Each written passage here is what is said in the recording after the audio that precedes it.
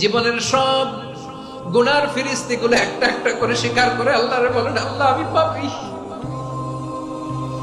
আল্লাহ আমার চেয়ে বড় পাপী এই দুনিয়াতে কেউ নাই, আকাশের নিচে জমিনের উপরে আমার চেয়ে বড় পাপী কেউ নাই। একটা একটা করে আল্লাহ স্বীকার করি আমি পাপী, সব পাপের স্বীকৃতি দিলাম। পৃথিবী না জানি তো জানি আমি কি পাপ করেছি, হায় আমার পাপের করলে বিচার, বাঁচার আমার নাই উপায়। দয়াময় তুমি মাফ করো আমায়,